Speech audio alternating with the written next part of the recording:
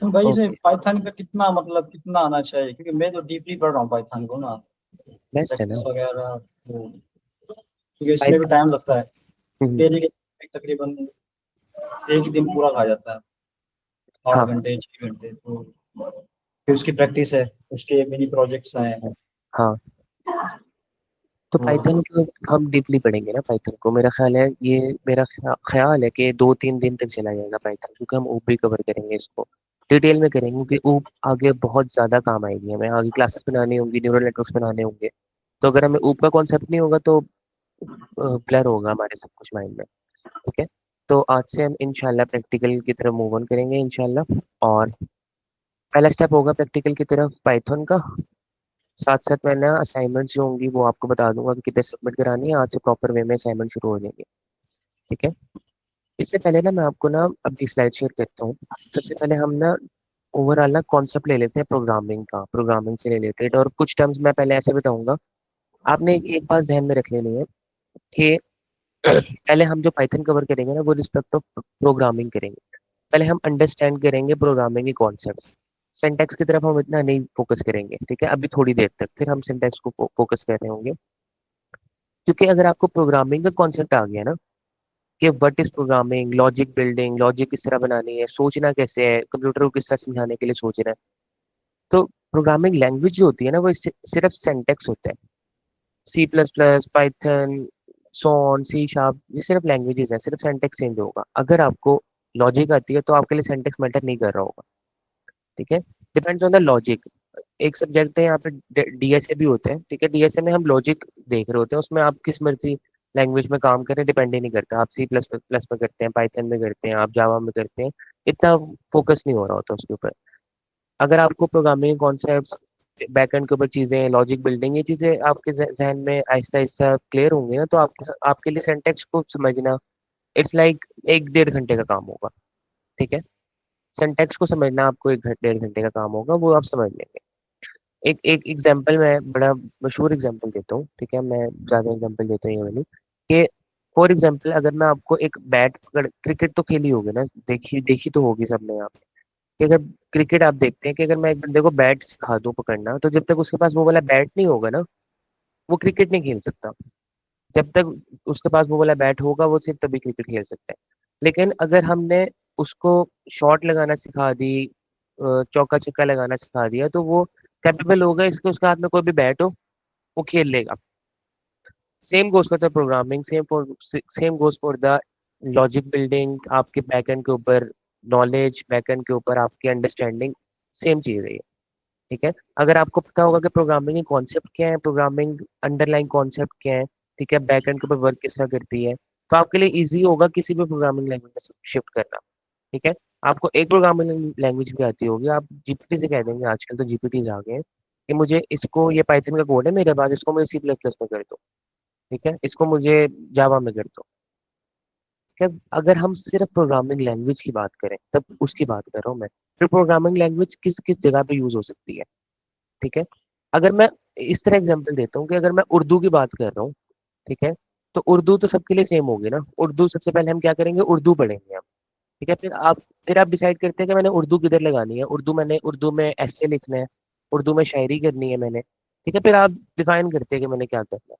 Same goes for the programming language. आपको अगर understanding होगी होगी ना प्रोग्रामिंग लैंग्वेज की, कि प्रोग्रामिंग क्या है इट्स, ठीक है, प्रोग्रामिंग, उसके कॉन्सेप्ट, सबके को सब प्रोग्रामिंग लैंग्वेजेस के कॉन्सेप्ट सेम होते हैं। ठीक है, बैकएंड के ऊपर। तो आपको कॉन्सेप्ट समझ आ गया, फिर सिंटैक्स के ऊपर मूव ऑन करना आसान होगा आपके लिए। ठीक हो गया। जी सब ठीक हो। तो मूव ऑन करते हैं, आज का हमारा लेक्चर होगा एक्सटेंसिवली पाइथन के ऊपर। ठीक है। पाइथन, सोच के आपने ये नहीं कहना कि हमने सिर्फ पाइथन का सिंटैक्स हम रट्टा मारेंगे या क्रैम कर रहे होंगे चीजें, इस तरह कुछ भी नहीं हो रहा होगा। मैं आपको ना साथ साथ साथ ना कॉन्सेप्ट बता रहा हूँ चीजों के। ठीक है। स्क्रीन शेयर हो रही है सबको? जी सर। बस तो बस।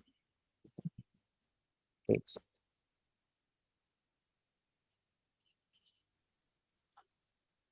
ठीक है, पाइथन आज हम मूव ऑन कर रहे होंगे for the sake of the motive, ठीक है, मोटिवेशन करने के लिए ना। ठीक है, गुड। मोटिवेशन के लिए ना हम देख लेते हैं कि पहला पाइथन का प्रोग्राम हमारा कैसा होगा।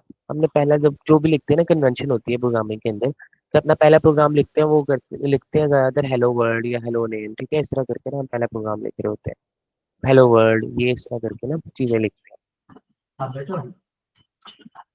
ठीक है, तो हमारा पहला जो पाइथन का प्रोग्राम, अभी हम आईडीई को नहीं देख रहे, अभी हम पाइथन को नहीं देख रहे, जो हमने इंस्टॉल की थी वो आगे देखेंगे। अभी हम सिर्फ कॉन्सेप्ट्स पढ़ रहे हैं, ठीक है, आपके अंडरस्टैंडिंग के लिए। पहला प्रोग्राम आपके सामने है, ठीक है। अभी आपको नहीं समझ आएगी, for the sake of motivation मैं आपको दिखा रहा हूँ। पहला प्रोग्राम क्या कर रहे हैं हम, यूजर से पूछ रहे हैं कि आपका नाम क्या है, और फिर हम उसको डिस्प्ले करा रहे हैं कि आपका नाम क्या है।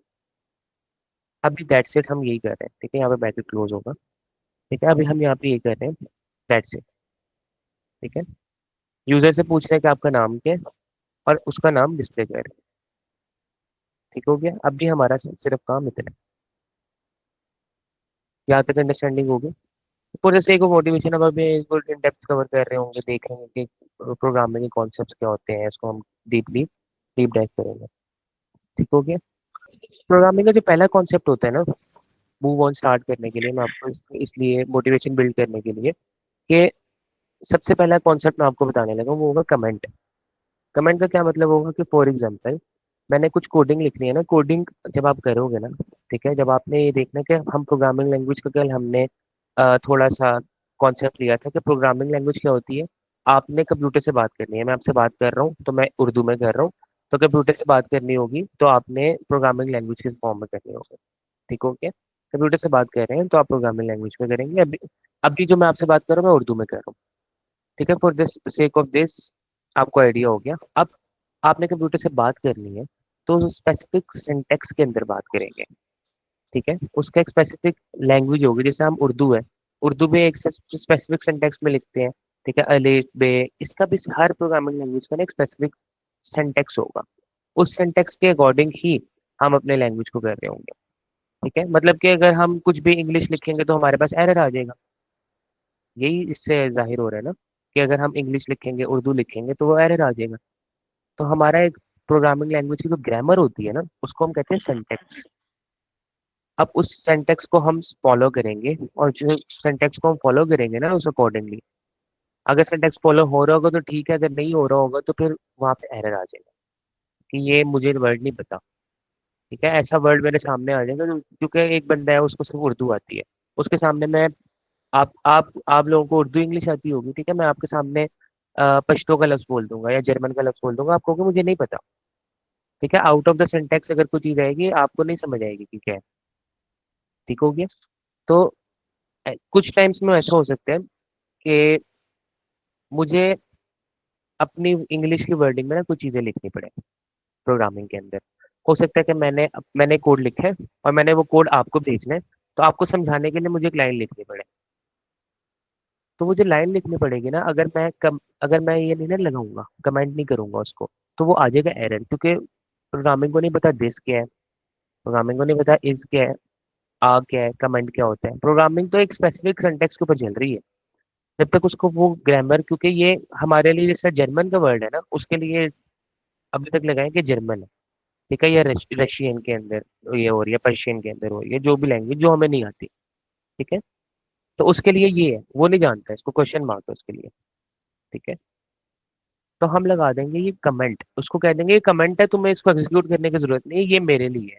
ठीक है, लेट्स से मैं तुम्हें, आप लोगों को खत भेजूं और मैं उसके ऊपर कोई चीज लिख दूं, और मैं साथ लिख दूं कि ये आपके लिए नहीं है। ठीक है, ये आपने जिसको आगे देना है ना, या जो भी एग्जीक्यूट करना है, ये उसके लिए है, क्या छोड़ दें आप इस पे। ठीक है, ये बस मैंने अपने लिए लिखा है, आपको इससे कोई सरोकार नहीं।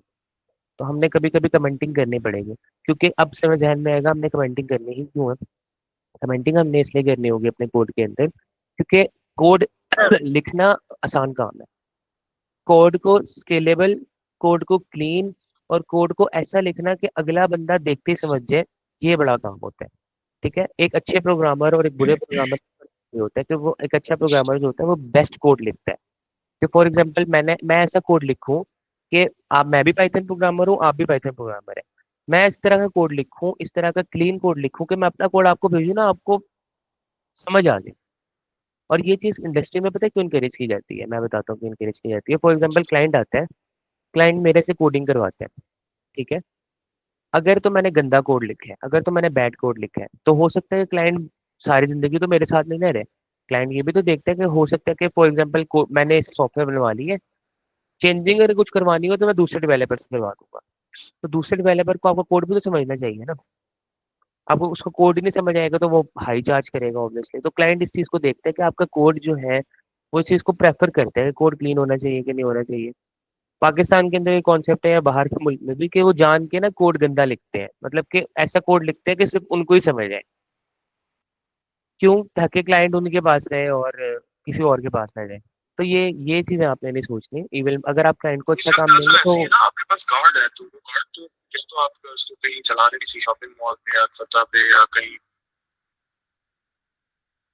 जी, जी, दोबारा रिपीट कीजिएगा।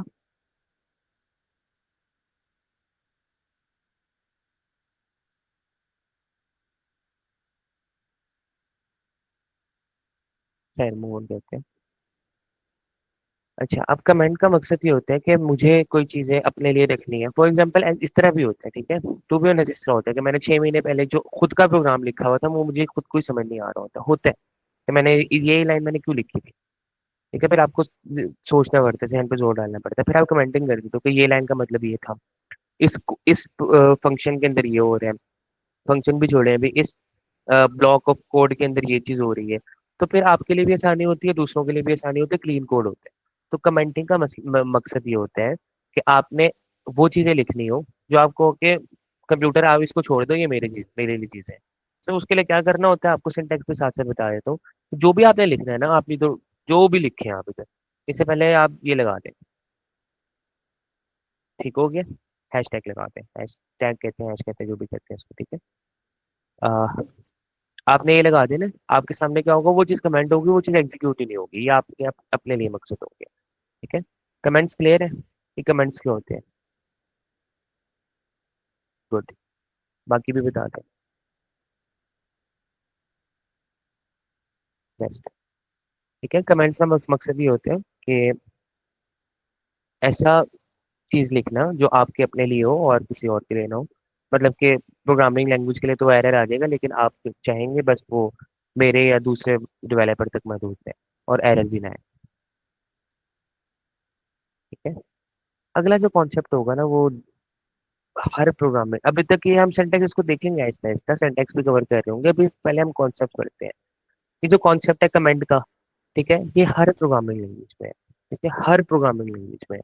किसी में कोई और सिंटैक्स होगा, किसी में कोई और सिंटैक्स होगा, ठीक है? जैसे सी प्लस प्लस में ये दो स्लैशेस हैं, ठीक है?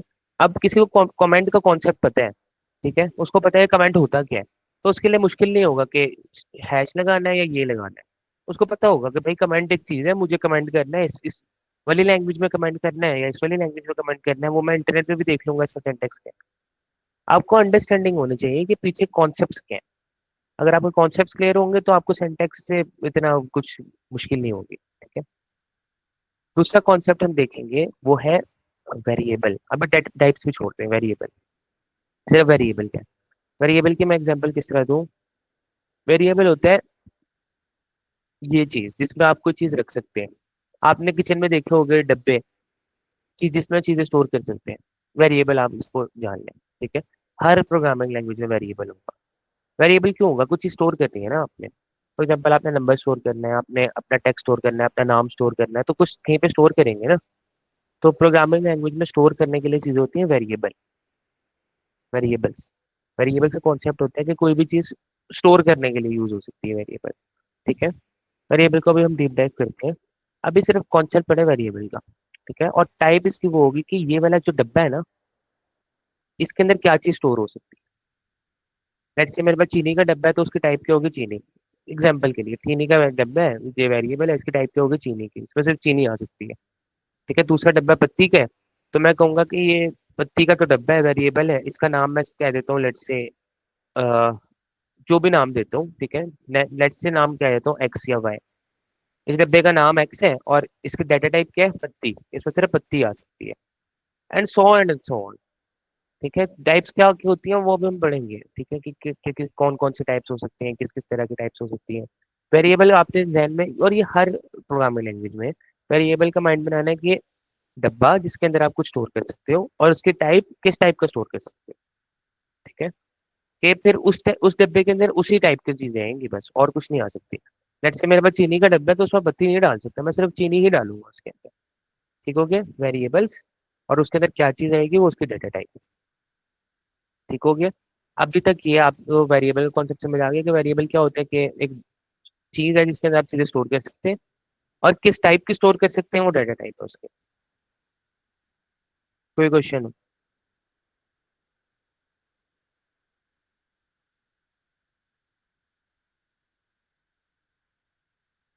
गुड। ठीक है, अब ये हमने देखा कि ठीक है हमारे पास वेरिएबल जो है वो डब्बा है, इसके अंदर हम कुछ स्टोर कर सकते हैं। अब उस डब्बे का नाम भी तो रखेंगे ना, कि हमने मेरे प्रोग्राम के अंदर यूज करना होगा तो हम उसको नाम से यूज करेंगे ना। फॉर एग्जाम्पल मैंने एक डब्बा तो बना लिया ऊपर प्रोग्राम के अंदर, लेट से मैंने एक डब्बा बना लिया। ठीक है, अब मुझे नीचे उस डब्बे को यूज करना है, तो नाम होगा तभी तो मैं उसको यूज कर सकता हूँ ना। लेट से मैंने डब्बा किचन में पड़ा हुआ है, ठीक है, और मैं किसी को कहता हूँ यार वो किचन से चीनी ले आओ। ठीक है, अब उस डब्बे का नाम होगा तभी तो वो उस तक पहुंच सकता है ना, वो हर डब्बे खोल खोल को तो नहीं देखेगा। ठीक है, अगर फॉर एग्जाम्पल किचन के अंदर 1000 डब्बे पड़े हों तो 1000 डब्बे खोल खोल के देखेगा किसमें चीनी है किसमें क्या है। और हो सकता है कि चीनी दो टाइप की हो, फॉर एग्जाम्पल एक में ब्राउन शुगर पड़ी हो, एक एक में व्हाइट शुगर पड़ी हो। तो हम हर डब्बे का नाम देते हैं, हर डब्बे का नाम होना जरूरी है ताकि नाम से पहचाने जाए। आप लोगों के भी नाम है, आप लोगों को नाम से पहचाने जाएंगे। तो वेरिएबल्स को ना नाम दिया जाता है, और ये कुछ रूल्स होते हैं वेरिएबल्स को असाइन करने के, और ये रूल्स हर प्रोग्रामिंग लैंग्वेज में तकरीबन सेम है। ठीक है, रूल्स दिए जाते हैं इसको असाइन करने के लिए। ठीक है, यहाँ पे मैंने रेफरेंस एग्जांपल्स भी दी हुई है, अगर किसी ने वहाँ पे जाके इन डेप्थ पढ़ना हो तो वो भी पढ़ सकता है। ठीक है, हमेशा वेरिएबल का जो नाम होगा ना, वो एक कैरेक्टर या अंडरस्कोर से स्टार्ट हो सकता है, और किसी चीज से स्टार्ट नहीं हो सकता।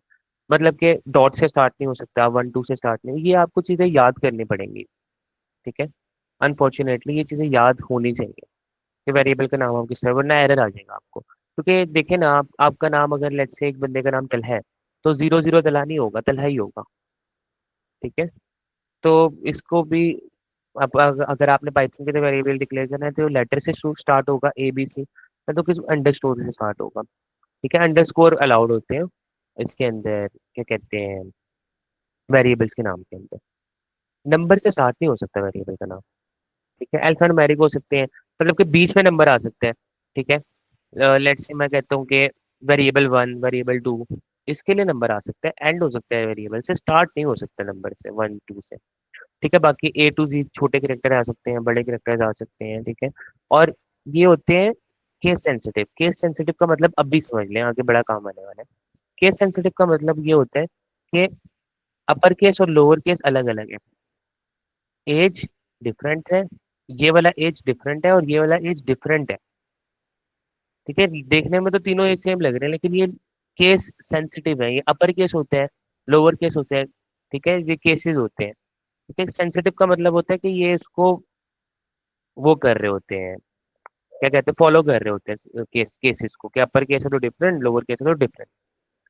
क्यों करते हैं मैं आपको बताता हूँ। कि ये जो होते हैं ना कैरेक्टर्स, कैरेक्टर्स ये पीछे इसके होते हैं आस्कीज। इसको बड़े ध्यान से सुनिएगा, अभी तक यहाँ तक क्लियर है। अब जो मैं बात बताने लगा हूँ, वो बड़े ध्यान से सुनिएगा क्योंकि एक टेक्निकल बात है। कुछ सब क्वेश्चन हो तो आप कर सकते हैं उसमें। अभी तक क्लियर है? बेस्ट है। अब जो होते हैं ना कैरेक्टर्स, 0 1 2 3 4, वो बैकएंड के ऊपर स्टोर होते हैं आस्कीज के अंदर। अभी इतने डेप्थ में जाने की जरूरत नहीं है आपको, आस्कीज क्या होते हैं, ठीक है, यूनिकोड क्या होते हैं, कैरेक्टर होते हैं, एक स्टैंडर्ड टर्म थी। वो बैकएंड के ऊपर ना नंबर 1 2 3 भी, ABCD सब कुछ ना आस्की कोड्स के अंदर कन्वर्ट होते हैं। अगर मैं आपको एक आस्की का चार्ट दिखाऊं ना, आपको याद करने की जरूरत नहीं है। ए जो है वो 65 से शुरू होता है। ठीक है, लेकिन आपको over the period of time याद हो जाएंगे वो दिन। ये होता है आस्की टेबल। तो दिखाता हूँ आस्की टेबल।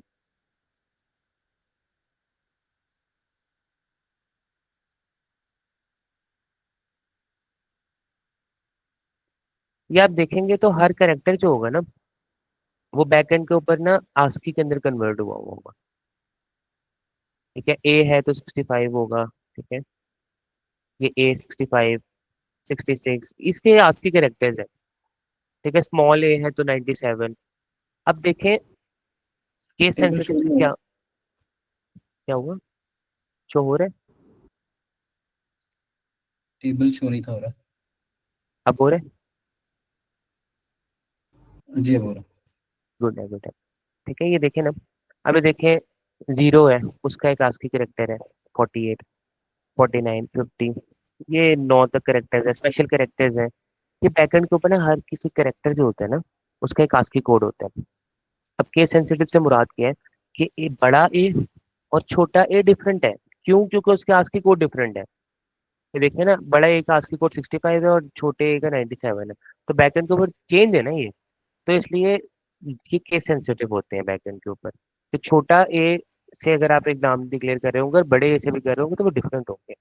क्योंकि डिफरेंस का क्यों है? क्योंकि एक एक वेरिएबल, एक नाम के दो वेरिएबल्स डिक्लेयर नहीं हो सकते।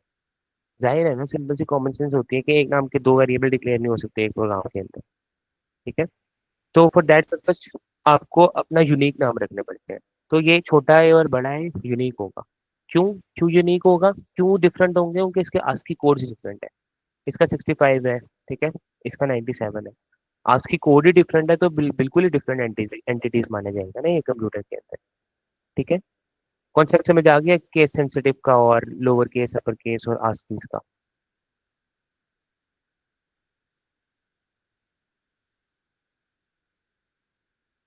Hello,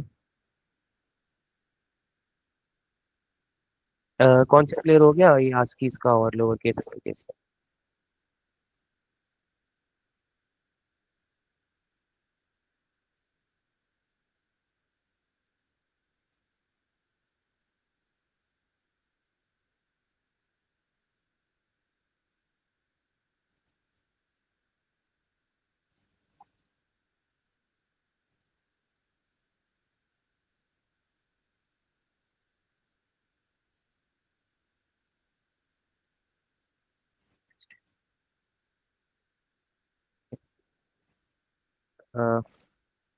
now move on towards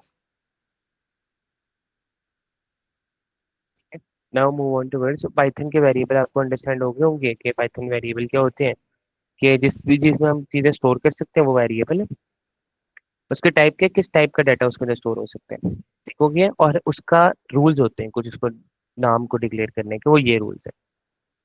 ठीक है, ये आप पढ़ लीजिएगा रूल्स। ठीक है, मोटे मोटे रूल्स ये हैं, आप इसको रेफरेंस में दे दिए मैंने। और पाइथन कीवर्ड्स नहीं डाल सकते आप, क्यों? कीवर्ड्स एक ऐसे स्पेशल कैरेक्टर होते हैं जो लैंग्वेज में पहले से डिक्लेयर हुए हैं। लाइक इसका हम आगे देखेंगे वो कौन कौन से कीवर्ड्स हैं। इस तरह इफ, वाइल, कुछ कीवर्ड्स होते हैं जो जैसे प्रिंट आप लगा लें।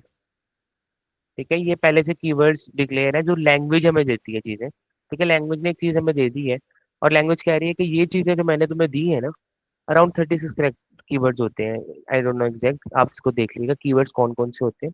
तो पाइथन कीवर्ड्स जो होते हैं उनको उनके नाम नहीं आप डाल सकते। ठीक है, जैसे एंड है, एस, ब्रेक, क्लास, कंटिन्यू। ठीक है, ये सारे कीवर्ड्स हैं। आप इन कीवर्ड्स का इस्तेमाल नहीं कर सकते अपने वेरिएबल के नाम के लिए, क्योंकि ये पहले से डिक्लेयर है ना।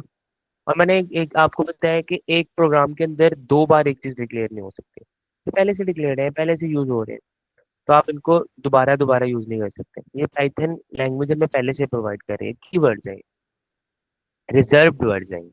ठीक है, रिजर्व हो गए हैं लैंग्वेज की तरफ से, आप इसको यूज नहीं कर सकते। ठीक हो गया। तो ये कुछ नेमिंग कन्वेंशन हैं कि आप इसको नेम किस तरह कर सकते हैं, ये किस तरह कर सकते हैं। ठीक है, वेरिएबल्स स्टोर करना है, डाटा टाइप किस टाइप का डाटा स्टोर होगा।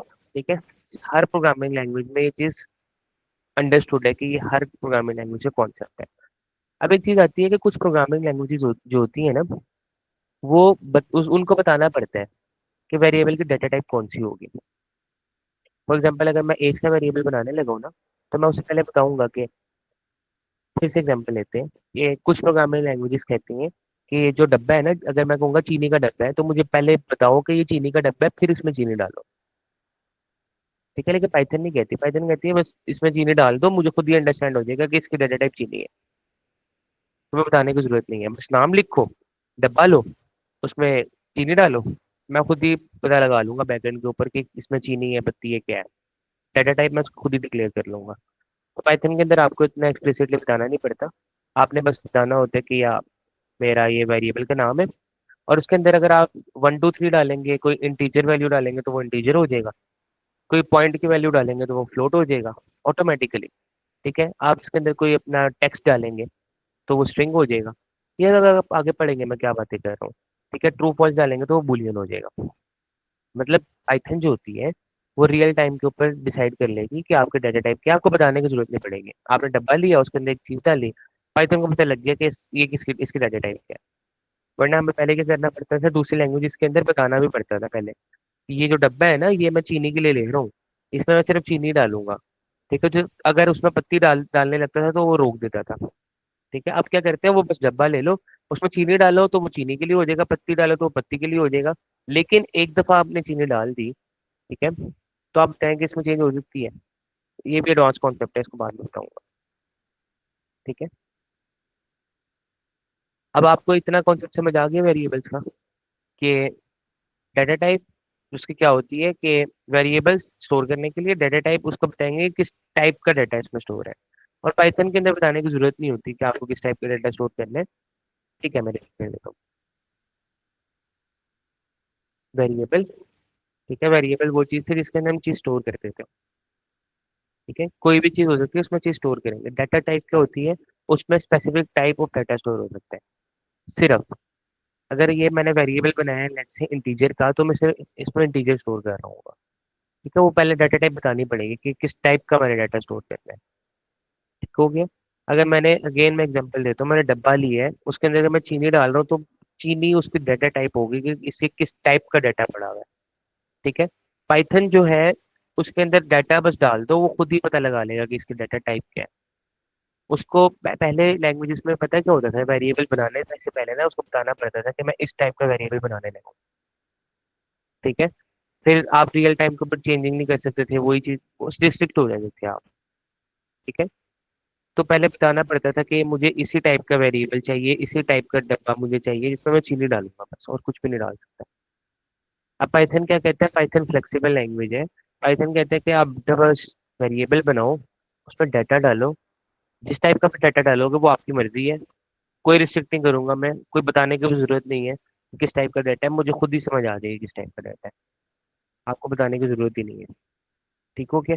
आपने बस क्या करना होता है, पाइथन के अंदर इजी लैंग्वेज है, पाइथन सब में इजी लैंग्वेज है। ठीक है, one of the easiest language है कि आपने क्या करना होता है, सिर्फ वेरिएबल का नाम लिखना होता है और आगे अपना डाटा डाल देना। कोई भी डाटा हो सकता है, सिर्फ 10 हो सकता है, फ्लोट हो सकता है, टेक्स्ट हो सकता है, कुछ भी डाटा हो सकता है।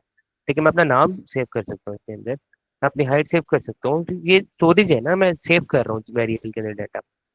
ठीक है, वेरिएबल का डाटा सेव करने के लिए यूज होता है। ठीक है, मैंने एज स्टोर करनी है किसी बंदे की, मैंने हाइट स्टोर करनी है, मैंने नाम को स्टोर करना है, तो ये वेरिएबल्स में स्टोर करूंगा ना मैं।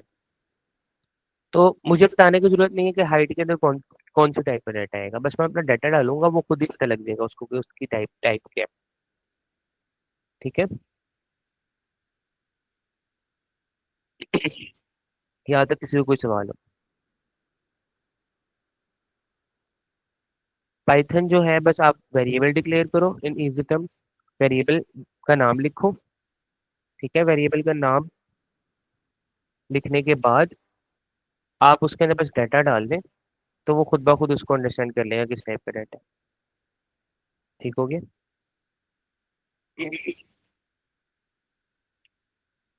आपको क्लियर हो गया वसीला? गुड है।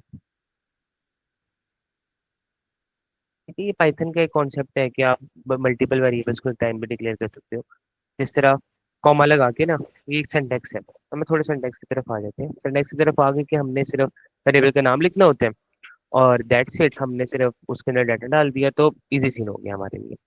ठीक है, हमें बार बार एक्सप्लिसिटली बताना नहीं पड़ा कि कौन से, ये सिर्फ इस तरह करेंगे तो हमारा वेरिएबल डिक्लेयर होगा, उसके अंदर वेरिएबल भी चला गया, वैल्यू भी चली। ये सिंटैक्स है आपका। ठीक है, लेकिन अगर आपके पास 3 वेरिएबल्स हैं तो हो सकता है कि आप x is equal to orange करें, y is equal to banana करें, z इज इक्वल टू 4 ही करें, आप एक ही लाइन में भी कर सकते हैं, ठीक है। x कॉमा वाई लगा के आप इसको एक लाइन में ही कर दें, आगे लिस्ट के साथ देखेंगे तो और भी आपको अंडरस्टैंडिंग हो रही होगी, ठीक है। आउटपुट किसका करते हैं, आउटपुट के लिए एक फंक्शन होता है, फंक्शन मैं आपको बताता हूँ क्या चीज होती है। फंक्शन का मतलब ये होता है, मैंने कल भी एक चीज बताई थी कि प्रोग्रामिंग के अंदर ना एक कॉन्सेप्ट है डू नॉट रिपीट योरसेल्फ का। डू नॉट रिपीट योरसेल्फ का मतलब पता है क्या होता है कि एक दफा आपने चीज करनी है ना तो उसको बार बार नहीं करना, एक मरतबा ही करना है प्रोग्रामिंग, ठीक है। क्यों बार बार नहीं करना, उसके ज्यादा काम हो सकते हैं। फॉर एग्जाम्पल मैंने एक कोड लिखा है 10 लाइनों का, वो 10 जगह पे यूज हो रहा है, तो मुझे 10 जगह पे कॉपी पेस्ट करना पड़ेगा ना, मेरा टाइम वेस्ट हो रहा है, ठीक है। दूसरा, अगर मुझे एक जगह पे कहीं एरर आ गया तो मुझे 10 जगह पे जा जाके चेंज करना पड़ेगा, टाइम वेस्ट हो रहा है। हो सकता है कि मुझे फिर पूरे प्रोग्राम में एक 1 लाख लाइन्स का कोड है, मैं 10 जगह जाके चेंज करूंगा, और हो सकता है 100 जगह पे मैंने वो लाइन्स कोड लिखा हो, मैं 100 जगह जाके चेंज करूंगा।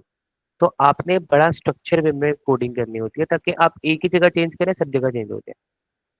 तो उसके लिए क्या करते हैं आप बनाते हैं फंक्शंस, फंक्शंस को आप लगा दे पैकेट्स, पैकेट बना के आपने कोड रख देते हैं आप साइड में, ठीक है। जहां पे भी उस पैकेट की जरूरत होती है ना, सिर्फ आप उसको कॉल करते हैं और वो इनपुट देते हैं और वो आउटपुट दे के आ जाते हैं, That's it. उसका मकसद ये होता है। इसको हम इन डेप्थ पढ़ेंगे, अभी के लिए जाने के हमने जो भी कोड होगा ना, जिसको हमने बार बार यूज करना है, हमारे जहन में है कि बार बार यूज हो सकते हैं, या इम्पोर्टेंट कॉन्सेप्ट है, ठीक है, ये इंपॉर्टेंट टॉपिक है, तो हम उसका फंक्शन बना लेते हैं, पैकेट बना के साइड में रख देते हैं, ठीक है। वो एक ही जगह रखा हुआ है बस, उसमें कोई एरर आया तो हमने एक ही जगह चेंज करना है, ठीक है, वो पड़ा हुआ एक जगह है। अब जिसको भी जरूरत है वो इसके पास आएगा, इससे यूज करेगा, इसको इससे फायदा उठाएगा, जो भी करना हो वापस चला जाएगा। अब इस तरह नहीं हो रहा होगा कि मतलब कॉल्स जाएंगे फंक्शन को, इनपुट आउटपुट आ रही होगी, ठीक हो गया। इन हाई लेवल टर्म्स के फंक्शन को हमें एक जगह पे बना के रख देंगे पैकेट, और हम उसको इनपुट्स देंगे और उससे आउटपुट ले लेंगे। इनपुट कुछ भी हो सकता है, वो हम लॉजिक के ऊपर डिफाइन करेंगे ना कि हम लॉजिक क्या बनाते हैं, कि मतलब कि एक दफा हमने एक चीज रख दी है बना आप लोगों के लिए। फॉर एग्जाम्पल मैं ये कहूँ कि मैंने एक चीज रख दी है आप सबके लिए, आप उधर से आए, अपना काम करें और चले जाए, पड़ी वो एक ही जगह, ठीक हो गया। मुझे अगर चेंजिंग करनी होगी तो एक ही जगह चेंजिंग करनी होगी, या अगर मैं आप लोगों को 10 लोग हैं, 10 लोगों को 10-10 कॉपीज दे दूं मैं, ठीक है, हर बंदे को अलग अलग कॉपी दे दूं, और मुझे याद है यार मैंने तो चेंज करना था उसको, तो मुझे 10 के 10 जगह पे जाके मुझे हर स्टूडेंट से वो कॉपी वापस लेनी पड़ेगी, या हर स्टूडेंट के पास जाके उस कॉपी में चेंजिंग करनी पड़ेगी, ठीक है। अगर वो चीज या साइड पे होगी, पैकेट बना के हमने उसको रखा हुआ होगा, तो क्या होगा कि मुझे कुछ चेंजिंग भी करनी हो, मैं उसको चेंज करूंगा, आने आपने अपनी फंक्शनैलिटी करनी है, चले जाना है, दैट्स इट, ठीक है। मैं आप लोगों को पता नहीं लगने दूंगा कि मैंने अंदर बैकएंड के ऊपर क्या चेंज किया, किससे चेंज किया।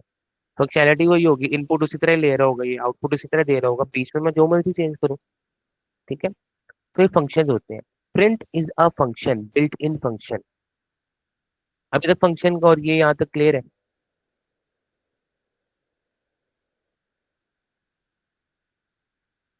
हाँ, ठीक है, फंक्शन का आपको आइडिया क्लियर हो गया। प्रिंट जो लफ्ज है ना, प्रिंट, प्रिंट एक्स वाई जी, ये फंक्शन है, ये बिल्ट इन फंक्शन है। बिल्ट इन फंक्शन वो होते हैं जो लैंग्वेज हमें प्रोवाइड करके देती है, हम अपने भी बना सकते हैं, लैंग्वेज ने भी दिए हुए होते हैं। लैंग्वेज ने कुछ कोड स्निपेट्स हमें दे दिए, फंक्शंस दे दिए, कुछ पैकेट्स दे दिए, अब हम उसको यूज कर सकते हैं, हमें अपने लिखने की जरूरत नहीं है, ठीक है। हमें अपना कोड लिखने की जरूरत नहीं है, पाइथन ने ही हमें अवेलेबल कर दिया है। तो ये बिल्ट इन फंक्शन है प्रिंट। इसका मकसद ये होता है कि आप उसको कोई वैल्यू दोगे ना तो वो उसको टर्मिनल पे दिखा देगा, प्रिंट कर देगा, ठीक हो गया। जो भी आप उसको वैल्यू दोगे वो आपको परमानेंट टर्मिनल के ऊपर दिखा देगा कि वो वैल्यू क्या है। तो कोलैब के अंदर देखेंगे अभी कि इसका कहने का मकसद क्या है, जो मैंने अभी आपको कहा था, ठीक है।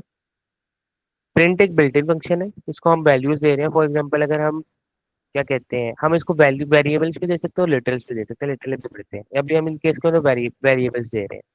कॉमा सेपरेटेड हम चीजें दे रहे होंगे तो साथ साथ हम उसको कॉमा सेपरेट करके चीजें दे सकते हैं और वो उसको प्रिंट करता रहेगा टर्मिनल के ऊपर। Terminal is like a screen, ठीक है, स्क्रीन के ऊपर वो प्रिंट करता रहेगा। पाइथन का बिल्ट इन फंक्शन है प्रिंट, ठीक हो गया। अब मैंने एक लफ्ज बोला है लिटरल। लिटरल क्या होता है? वेरिएबल क्या होता है? वेरिएबल होता है कि कोई डाटा को वो स्टोर कर रहा है अपने अंदर, अपने अंदर स्टोर कर रहा है वो चीज। लिटरल वो होता है डाटा जो कहीं पे स्टोर नहीं होना होता। ठीक है। ये देखिए, मैं इस तरह एग्जांपल देता हूँ कि पाइथन है ना, पाइथन लफ्ज है, ये लिटरल है। ये एक्स वेरिएबल के अंदर स्टोर हो गया, अब ये पूरा वेरिएबल है। ठीक है, एक्स वेरिएबल है। पाइथन जो है ये, अगर मैं डायरेक्ट इधर लिख देता ना पाइथन पूरा एग्जैक्ट उठा के इधर, तो ये लिटरल हो सकता, हो जाता। तो हम लिटरल्स और वेरिएबल्स को प्रिंट करवाने के लिए प्रिंट को यूज करते हैं। ठीक है। लिटरल और वेरिएबल के अंदर किसी को कोई कंफ्यूजन हो? अगेन अगेन अगेन बताता हूँ कि लिटरल वो चीज होती है कि वेरिएबल, हम कहते हैं ना कि वेरिएबल एक चीज है, उसके अंदर हम चीजें स्टोर कर रहे हैं वेरिएबल के अंदर। ठीक है, डाटा को स्टोर कर रहे हैं। अगर हम डाटा को कहीं पे वैसे ही रखें और स्टोर ना करें, जैसे अब हम कहीं स्टोर नहीं कर रहे पर डाटा को प्रिंट करा रहे हैं। ठीक है, हम कहीं पे स्टोर नहीं कर रहे पर डाटा को रखा हुआ है हमने। तो अगर जो डाटा होता है ना वो लिटरल्स होते हैं आपके। ठीक है, ये देखें जैसे पाइथन ऑरेंज है, ये लिटरल है। बनाना है, ये लिटरल है। ठीक हो गया। तो ये हमारा कॉन्सेप्ट हो रहा होगा लिटरल्स और ये जो होता है ना प्रिंट, ये बिल्ट इन फंक्शन है जो कि लिटरल्स और इसको वो कर रहा होता है, प्रिंट कर रहा होता है। ठीक है, लिटरल और वेरिएबल के अंदर कोई फर्क आपको पूछना हो तो?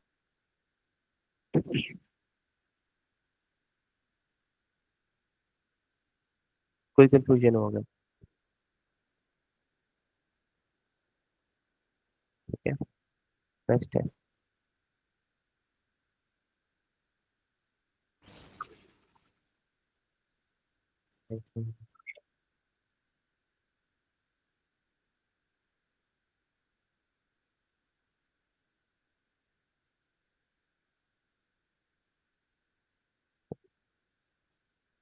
ठीक है, यहाँ तक क्लियर हो गया।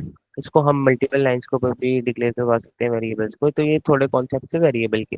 और ये हर डाटा, हर प्रोग्रामिंग लैंग्वेज में वेरिएबल इनएविटेबल है, होना ही होना है। ठीक हो गया। इसके डिफरेंट डाटा टाइप्स क्या हो सकती हैं? इंटीजर्स हो सकती हैं। इंटीजर्स का मतलब होता है कि नंबर्स, 5, 10, 42 प्लस माइनस। ठीक है, आपको इतने डेप्थ से जानने की जरूरत नहीं है कि, क्योंकि सी प्लस प्लस आप नहीं कर रहे और इतना डीएसए कॉन्सेप्ट नहीं कर रहे। तो जो नंबर्स होंगे ना, वो सिंपल नंबर्स, फ्लोटिंग पॉइंट जो होते हैं, पॉइंट वाले नंबर्स हो सकते हैं। ठीक है, स्ट्रिंग जो होता है वो आपका टेक्स्ट होता है। और स्ट्रिंग के लिए आपने याद रखना है कि आपने डबल कोटेशंस या सिंगल कोटेशंस के अंदर उसको बंद करना होता है। ठीक है, सिंगल कोटेशंस में नहीं, डबल कोटेशंस ज्यादा वो होती है। आपको बताना पड़ता है कि स्ट्रिंग है। ठीक है, तो ये आपको डबल कोटेशन के अंदर ये कन्वेंशन है। इसके बैकएंड की थ्योरी बहुत लंबी हो जाएगी कि क्यों होता है, तो सारा आर्किटेक्चर है। अब जो होता है ना, आपने जब भी टेक्स्ट लिखना है, कोई भी स्ट्रिंग लिखनी है, कोई भी लेटर्स लिखने हैं, तो आपने उसको क्या करना है? डबल कोट्स के अंदर या सिंगल कोट्स के अंदर बंद करना है। ठीक हो गया, ये कन्वेंशन है हर प्रोग्रामिंग लैंग्वेज के अंदर। बुलियन का मतलब होता है ट्रू या फॉल्स। ठीक है, ये हम बड़ा यूज करेंगे आगे, ट्रू या फॉल्स। ये एक फ्लैग होता है कि ये हो गया, ये नहीं हुआ। ट्रू और फॉल्स पर हम ये इसलिए रखते हैं क्योंकि ये इसकी इसकी स्टोरेज कम होती है। ठीक है, हर हर जो होता है ना वेरिएबल, एक खास तरह की स्टोरेज लेते हैं, बाइट्स ले रहे होते हैं कंप्यूटर के अंदर। ठीक है, स्टोरेज एक यूनिट है, वो लेते हैं। इंटीजर डिफरेंट ले रहा होता है, फ्लोटिंग पॉइंट स्ट्रिंग्स डिफरेंट ले रहे होते हैं, पर करेक्टर एक बाइट ले रहा होता है। ठीक है, और बुलियन भी एक बाइट ले रहा होता है। बुलियन हम इसलिए करते हैं जब हमें जरूरत हो, या तो ये ट्रू है या तो ये फॉल्स है, बस हमें यस और नो में आंसर जहाँ पे चाहिए होगा ना, तो हमें बुलियन यूज होगा। ठीक है, कुछ डाटा टाइप्स है, हम आगे भी करते हैं इसके डाटा टाइप्स कौन कौन से हो सकते हैं। ठीक है, डाटा टाइप्स के ऊपर ही आते हैं। अगला हमारा टॉपिक डाटा टाइप्स का ही है कि डाटा टाइप्स क्या क्या हो सकती है। वेरिएबल पता लग गया, वेरिएबल के अंदर जौन सा डाटा इनपुट होगा, जौन सा डाटा स्टोर होगा, वो हमारी डाटा टाइप होगी। ठीक है, न्यूमेरिक डाटा टाइप्स वो होती हैं। ठीक है, न्यूमेरिक डाटा टाइप्स यानी इन, फ्लोट और कॉम्प्लेक्स। कॉम्प्लेक्स नंबर अगर किसी ने मैथ यहाँ पे पढ़ा हो तो वो कॉम्प्लेक्स नंबर्स पढ़ रहा होगा। कॉम्प्लेक्स नंबर्स क्या होते हैं? Iota, imaginary numbers. ठीक है, तो अगर उसके अकॉर्डिंगली हमने काम करने हुए तो हम कॉम्प्लेक्स का यूज करते हैं। ठीक हो गया। तो ये पाइथन ही स्पेसिफिकली दे रहा होता है लैंग्वेज के अंदर ऑप्शन, बाकी लैंग्वेज में इतनी नहीं होती है कॉम्प्लेक्स नंबर के ऑप्शन। इसको हम अभी पढ़ेंगे लिस्ट वगैरह को, इसको हम अभी पढ़ते हैं। इसको भी हम पढ़ते हैं, बुलियन डाटा टाइप। ओके, इसको पढ़ने की जरूरत है ही नहीं हमें, बाइनरी डाटा टाइप बाइट्स, इसको हम पढ़ेंगे आगे।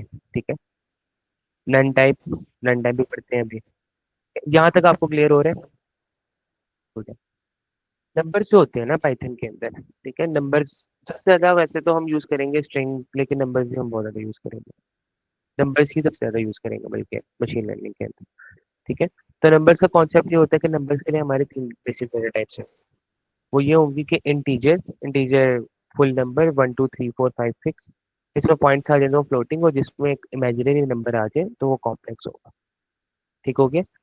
इसकी एग्जांपल, फॉर एग्जांपल अगर आपके पास एक वेरिएबल है ना, और उसकी हमें डाटा टाइप देखनी है कि क्या वेरिएबल है, ठीक है, वो वेरिएबल का टाइप क्या है, तो उसको हमें देखने के लिए ना क्या करते हैं, टाइप ऑफ एक्स लिख देते हैं, type under variable, type under variable. ये क्या रिटर्न करता है, उसकी वेरिएबल की टाइप। ये चीज क्या देगी, टाइप ऑफ एक्स, वेरिएबल की डाटा टाइप। इसने डाटा टाइप दी और प्रिंट क्या कर रहा है, उसको प्रिंट करा देगा। ये चीज समझ आई कि हम एक फंक्शन के अंदर दूसरा फंक्शन भी लिख सकते हैं। ये वाला फंक्शन पहले एग्जीक्यूट होगा, ये कुछ रिटर्न करेगा, ये जो रिटर्न करेगा वो इधर आ जाएगा। अब इधर ये आ गया, अब ये एग्जीक्यूट होगा तो वो इसको प्रिंट कर देगा। ये चीज समझ आई है? दोबारा रिपीट करो। हमारे पास एक प्रिंट था, लेट्स से एक और एग्जांपल देता हूँ, इसको इजी टर्म्स में समझाने की कोशिश करता हूँ कि लेट्स से इसको इजी टर्म में समझाता हूँ कि हमारे पास एक वैल्यू है।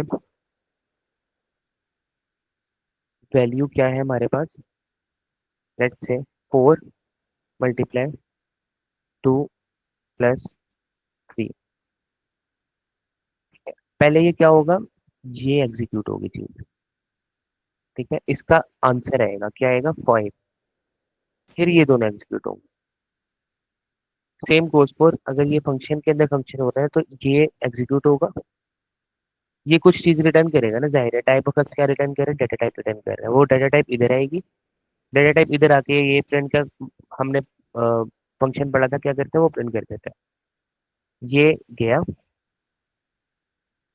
एक्स, इसके अंदर हमने दिया था एक्स की डाटा टाइप इसने रिटर्न कर दी और प्रिंट ने प्रिंट कर दिया। ठीक हो गया? यहाँ पे क्या लग रहा है कि क्या हो रहा है बैक एंड के ऊपर? कोई भी कंफ्यूजन हो, कोई भी क्वेश्चन हो तो आप पूछ सकते हैं कहीं पे भी, कुछ भी। ये एक दफा कहानी रिपीट कर दीजिएगा। दोबारा देखते हैं तो। ठीक है, इसका मकसद ये है कि टाइप ऑफ एक्स जो होता है ना, अभी आप प्रिंट को छोड़े, टाइप ऑफ एक्स जो चीज होती है ना, टाइप ऑफ एक्स जो होता है ना, वो आपको ला के देता है डाटा टाइप। ये चीज जो होती है ना, आपको डाटा टाइप रिटर्न करती है। डाटा टाइप हमने देख ली है अभी कि वो चीज होती है जिस टाइप का डाटा स्टोर कर सकता है वेरिएबल। डाटा टाइप तो क्लियर है ना? ठीक है, जी जी। अब मुझे ये प्रिंट मुझे तो एक फंक्शन है, टाइप भी एक फंक्शन है। टाइप एक फंक्शन है ना, बिल्ट इन टाइप भी। फंक्शन, बिल्ट इन फंक्शन है। ठीक है, जिसके अंदर हम वेरिएबल, जिस वेरिएबल की हमें डाटा टाइप चाहिए होगी वो वेरिएबल दे देंगे। ठीक है, और फंक्शन क्या बाय होते हैं? प्रिंट भी मीन के वो मतलब पाइथन पे ही आपको उसका कोई आंसर दे रहा होगा। प्रिंट का मतलब वो दूसरा जो प्रिंटर से प्रिंट निकलना है, वो सेंस तो नहीं है इसकी। नहीं नहीं, प्रिंट का मतलब होता है टर्मिनल के ऊपर शो कर देगा वो। भी यहाँ पे शो कर दिखाता हूँ, देते हैं। हाँ दिखाता हूँ। टर्मिनल के ऊपर शो कर देगा, ये अगर नोटबुक यूज कर रहे हैं तो नीचे शो हो जाएगा। ठीक है, प्रिंट का यहाँ पे अगर आप आईडी यूज कर रहे होंगे तो ये रन करेंगे ना जब आप कोड, तो आपके सामने टर्मिनल ओपन हो जाएगा। ठीक है, प्रिंट का मकसद होता है कि जो भी इसके अंदर वैल्यू है ना पड़ी हुई, वो मुझे दिखा दो क्या पड़ी हुई है, शो करा दो मुझे, प्रिंट करा दो ना, मुझे आउटपुट करा दो। ठीक है, ओके। हम आगे आउटपुट कर रहे होंगे, फॉर एग्जाम्पल हमारा कॉम्प्लेक्स डेटा है, अभी हमारा काम हो रहा है एक वेरिएबल के ऊपर। ठीक है, और हमें वेरिएबल की वैल्यू देखनी है, हमें नहीं पता इस टाइम वेरिएबल की वैल्यू क्या है। ठीक है, आगे प्रोग्राम्स के जब हम कॉम्प्लेक्स प्रोग्राम बनाएंगे तो ऐसा हो सकता है कि हमें पता ही ना हो कि इस टाइम वेरिएबल के अंदर वैल्यू क्या है, तो फिर हम प्रिंट करा करा के देख रहे होंगे कि इस टाइम ये वैल्यू हो गई, इस टाइम ये वैल्यू हो गई, इस टाइम ये वैल्यू हो गई। ठीक है, क्योंकि वो एग्जीक्यूशन हो रही होंगी ना फास्टली, तो हम प्रिंट करा करा के, प्रिंट का मतलब होता है आउटपुट करना। ठीक हो गया? तो ये जो फंक्शन है ना, टाइप एक्स भी एक फंक्शन है। टाइप एक्स क्या करेगा, जिस भी data, for example x variable है, मुझे जानना है कि इसका डाटा टाइप क्या है। ठीक है, तो मैं टाइप के अंदर एक्स डालूंगा, ठीक हो गया। और उस सिंपल प्रिंट के अंदर वो डाल प्रिंट कर दूंगा उसको, तो वो मेरे पास टाइप आ जाएगी। इसको मैं इसका बताता हूँ, इसका एक्सप्लेन करता हूँ कि हो गया, बिल्कुल x clear. X is equal to 2, type of x मुझे क्या रिटर्न करेगा, टाइप ऑफ एक्स मुझे रिटर्न करेगा इंटीजर।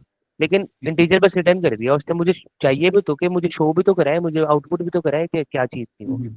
उसके लिए फॉर दैट पर्पस हम प्रिंट यूज कर रहे होते हैं। ठीक है, क्लास एंड। ठीक हो गया, क्लासेस क्या होती है हम आगे पढ़ेंगे। ठीक हो गया। अच्छा, ओके। टाइप कास्टिंग क्या होती है? टाइप कास्टिंग मैं आपको बताता हूँ क्या होती है। टाइप कास्टिंग का मतलब होता है, फॉर एग्जाम्पल अगर एक डाटा टाइप के अंदर हमारा आंसर है ना, तो उसको हम दूसरे डाटा टाइप के अंदर कन्वर्ट कर सकते हैं। हम आगे करेंगे ये। मकसद क्या होता है करने का, फॉर एग्जाम्पल अगर हमारे पास लेट से फ्लोटिंग पॉइंट वाला डाटा है, इसको मैं फॉर एग्जाम्पल मैं कहता हूँ कि मेरे पास फ्लोटिंग पॉइंट वाला डाटा है, उसको मैं इंटीजर में कन्वर्ट कर दूँ। फ्लोटिंग पॉइंट वाला इंटीजर में किससे कन्वर्ट होगा, किससे कन्वर्ट हो सकता है फ्लोटिंग पॉइंट मैं दोबारा बताता हूँ कि क्या होते हैं। ठीक है, फ्लोटिंग पॉइंट नंबर होते हैं जिसके अंदर पॉइंट्स हो। ठीक है, इंटीजर नंबर होते हैं जिसके अंदर जो सिंपल हो।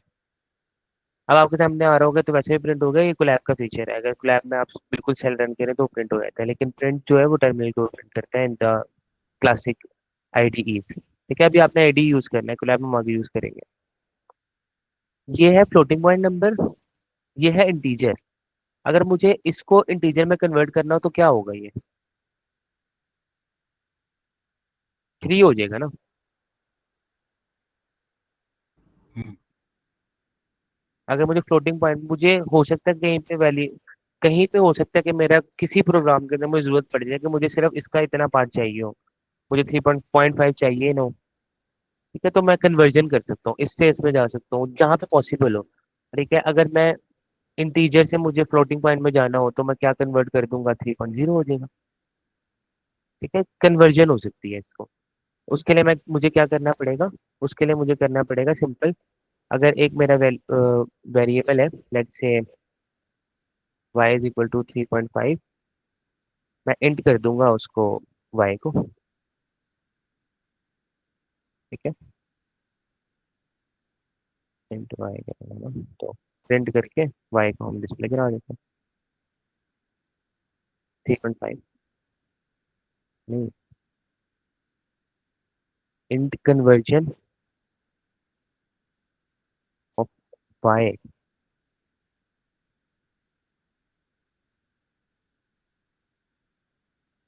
ना। अच्छा, इंट में कन्वर्ट कर रहे हैं ना हम। है, हम एक चीज से दूसरी चीज के अंदर कन्वर्ट कर सकते हैं इसको, why it is not conversion.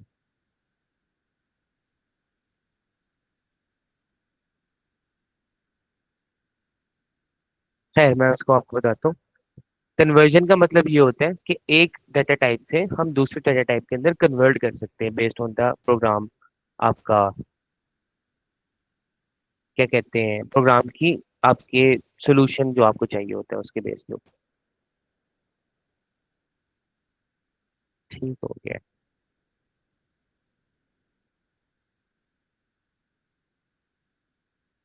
ठीक है, हम उसको स्टोर ही नहीं कराया था कहीं।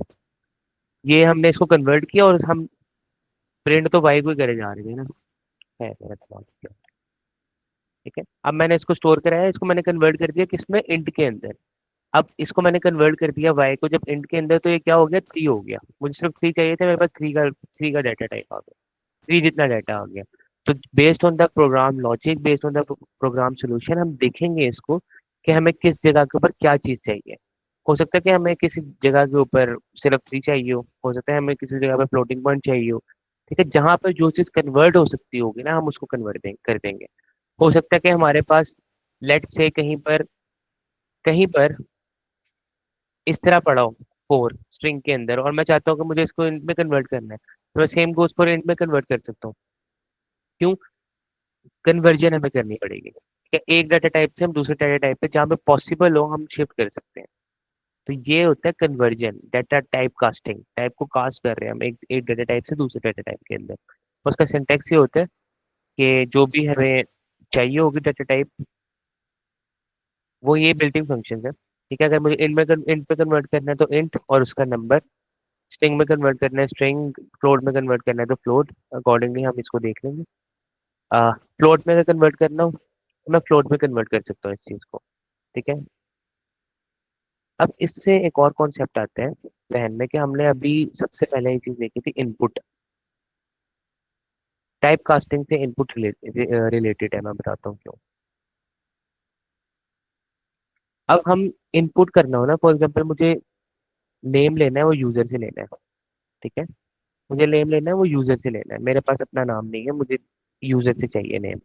जो भी यूजर देगा वो नाम मेरे पास इसमें स्टोर हो जाएगा। ठीक है, इनपुट का मतलब होता है यूजर से वैल्यू दो। खुद कुछ ना करो, तुम कहो कि यूजर मुझे वैल्यू दो। अब मैंने हुसैन दी है ना, तो क्या होगा, मैंने यूजर ने वैल्यू दी और ये यहाँ पे जाके स्टोर हो गई। ठीक है, इनपुट जो चीज लेता है ना, वो लेता है स्ट्रिंग के अंदर, सिर्फ लेता ही सिर्फ स्ट्रिंग के अंदर है। ठीक है, तो फॉर एग्जांपल अगर मैंने इनपुट लेना हो एज को,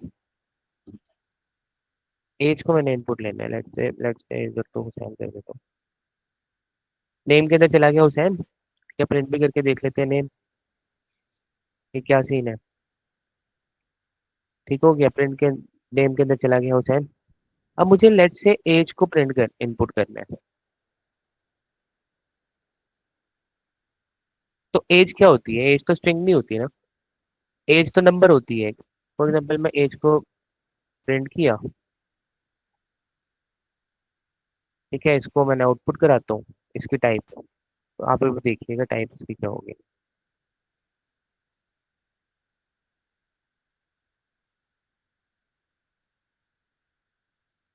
स्ट्रिंग। इनपुट जो भी चीज करता है वो स्ट्रिंग इनपुट करता है। ठीक है, लेकिन अगर हमें हमें एज तो चाहिए किसके अंदर, इनपुट के इंटीजर के अंदर। ठीक है, तो फिर हमें से उसको टाइप कास्ट करना पड़ता है इनपुट की चीजों को। यहाँ पे फिर हम टाइप कास्ट करेंगे पहले एज को, डायरेक्ट यहीं पे टाइप कास्ट कर सकते हैं। अब इसको रन करते हैं।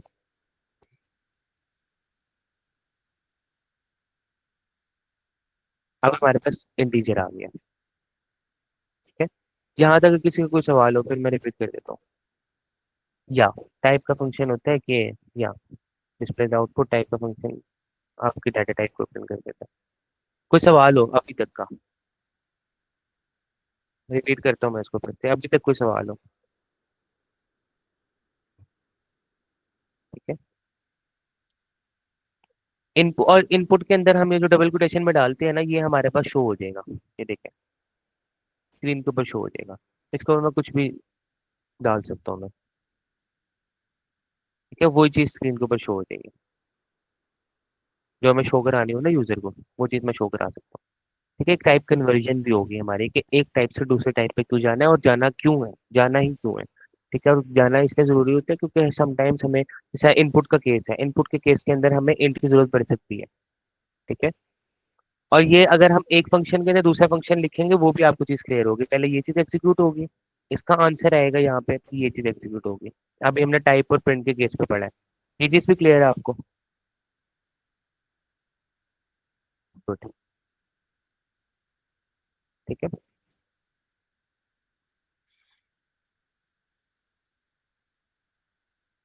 ठीक है, हम अपने नेक्स्ट टॉपिक की तरफ मूव ऑन करते हैं।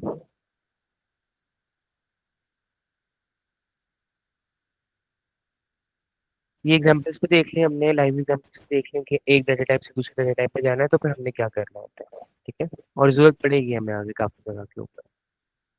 अब थोड़ा सा आ जाते हैं ऑपरेटर्स एंड सिंबल्स। थोड़ा सा लेक्चर आज भी हमारा लंबा हो गया, ठीक है, तो बियर विद में। ठीक है, अब यहाँ से थोड़ा कॉन्सेप्ट शुरू होने वाला है हमारे पसंद का, कि हमने करना ही क्यों है। प्रोग्रामिंग हम सिर्फ वेरिएबल्स के लिए तो नहीं करेंगे ना, कि हम सिर्फ डाटा को स्टोर कर लें। डाटा के ऊपर कैलकुलेशंस भी करनी होंगी ना हमें एट द एंड। ठीक है, एक डाटा हमारे पास आ गया, फॉर एग्जाम्पल एक वेरिएबल में एक डाटा आ गया, दूसरे वेरिएबल में दूसरा डाटा आ गया, तो हमें कैलकुलेट करना पड़ेगा, कुछ कैलकुलेशंस करनी पड़ती है बैकएंड के ऊपर। तो वो किससे कर सकते हैं। ठीक है, जो चीजें इंपॉर्टेंट होंगी मैं उसको पे टाइम ज्यादा लगा रहा हूँ, जो चीजें इंपॉर्टेंट नहीं होंगी उसको पे टाइम ज्यादा नहीं लगा रहा हूँ। जैसे एडिशन है, सबको पता है कि 5+3 ऐड कर लें, एडिशन के लिए प्लस का सिंबल यूज होता है। ठीक है, सब्ट्रैक्ट करना है किसी चीज को, एक वेरिएबल में से दूसरा वेरिएबल सब्ट्रैक्ट करना है तो माइनस यूज होगा। मल्टीप्लाई करना है, मल्टीप्लाई का ये सिंबल होता है, डिवाइड का ये सिंबल होता है। ठीक हो गया। पावर लेनी है अगर 2 की पावर 3 तो उसका ये सिंबल होता है डबल। ठीक है, फ्लोर डिवीजन क्या होती है अब आपकी। ठीक है, फ्लोर डिवीजन का मतलब ये होता है कि 7 को 2 से डिवाइड करें तो क्या होगा, 7/2। एग्जैक्ट पॉइंट्स में इंटीजर में क्या आंसर आ रहा होगा, 3.5। फ्लोर का मतलब होता है उसको जमीन से लगा। स्क्रीन स्टक है आपकी स्क्रीन।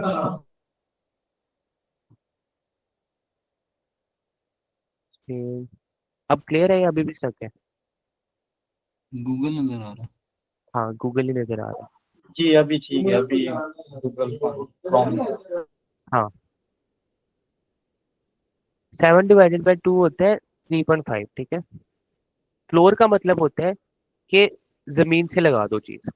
सील का मतलब होता है छत से लगा दो चीज। अब 3.5 में से 5 को इग्नोर करके मैंने क्या करना है, 3 सिर्फ ले आऊंगा, फ्लोर कर दूंगा, इग्नोर कर दूंगा अगले पार्ट को। अगर सील होता है ना तो मैं क्या करता है, इसको 4 बना देता, बड़ा कर देता। इस कॉन्सेप्ट का फ्लोर डिवीजन का मतलब होता है कि डिवाइड करो, ठीक है, और डेसिमल पार्ट छोड़ दो और उसको जमीन से लगा दो। दोबारा स्टेप बाय स्टेप मैं एक्सप्लेन करता हूँ। तो फ्लोर डिवीजन का मतलब होता है जब आप चीज डिवाइड करते हैं, एक नंबर को दूसरे नंबर से डिवाइड करेंगे तो हो सकता है कि पॉइंट्स में वैल्यूज भी आ जाए, हो सकता है कि पॉइंट्स में वैल्यूज भी आ जाए। जाहिर है डिवीजन तो आपका फ्लोटिंग पॉइंट नंबर होता है। ठीक है, लेट्स से मैंने 7 और 2 को डिवाइड किया तो मेरे पास आंसर आया 3.5। फ्लोर डिवीजन पता है करेगा, 3.5 को 3 बना देगा, छोटा कर देगा, जमीन से लगा देगा, 3 के ऊपर लगा देगा। और सील डिवीजन पता है क्या होता है, इसको बड़ा कर देगा। ठीक है, सील डिवीजन हमें पढ़ने की ऐसी जरूरत नहीं है, लेकिन कॉन्सेप्ट आपको पता हो कि सील डिवीजन क्या करेगा, 3.5 को 4 बना देता, बड़ा कर देता। ठीक है, डेसिमल पार्ट को हटा देता और जो भी पॉसिबल चीज होती है उसको बना देता। फ्लोर के केस में नीचे नीचे लगा देगा, छोटे की तरफ जाएगा, सील के केस में बड़ा कर देगा उसको। ठीक है, बचपन में हमने पढ़े थे कि अगर हमने डेसिमल पार्ट खत्म करना हो तो 5 से बड़ा हो तो उससे बड़ा कर देते हैं, 5 से छोटा छोटा हो तो नीचे वाले चीज में चले जाते हैं। तो फ्लोर के अंदर केस के अंदर हम जमीन से लगा, फ्लोर इसी तरह आपने याद रखना है, जमीन और सील छत। ठीक है, फ्लोर के केस में आपने जमीन से लगा देना, छोटा कर देना नंबर को। ठीक है, 3.8 भी हो तब भी छोटा कर देंगे हम नंबर को। सील के केस में 3.12 भी हो तो हम बड़ा कर देते हैं नंबर को। ठीक है, फ्लोर डिवीजन इसलिए करते हैं, हमें जरूरत पड़ेगी कि सिर्फ हमें डिवाइड करना है और उसका सिर्फ हमें इंटेग्रल पार्ट चाहिए, इंटीजर पार्ट चाहिए, हमें फ्लोटिंग पॉइंट पार्ट चाहिए ही नहीं है। तो उस केस के अंदर ये यूज होता है क्योंकि डिवीजन के अंदर पॉइंट्स भी आ सकते हैं। ठीक है, एक्सपोनेंट का मतलब होता है, अब स्क्रीन क्लियर है ना, अब स्क्रीन क्लियर है ना। जी जी अब स्क्रीन की। ठीक है, ठीक है, एक्सपोनेंट का मतलब होता है उसकी पावर, कितने टाइम्स पावर है, 2 की पावर 3 डेट आ गया। ठीक है, मॉड्यूलो हम बहुत ज्यादा यूज करेंगे, मॉड्यूलस ऑपरेटर।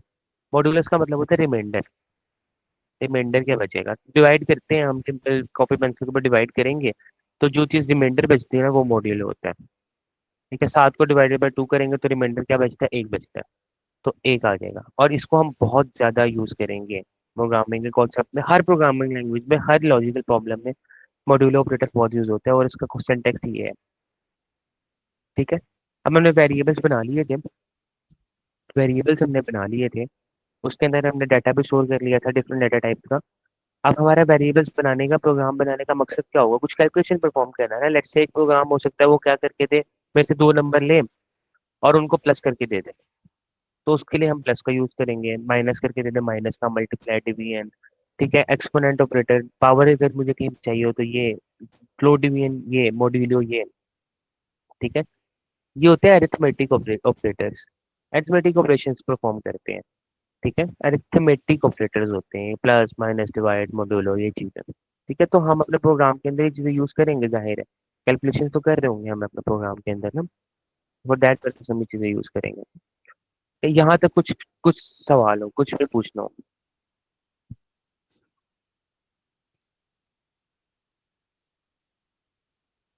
या तो कुछ सवाल हो? गुड, मूव ऑन करते हैं। अब कंपैरिजन ऑपरेटर का क्या होता है?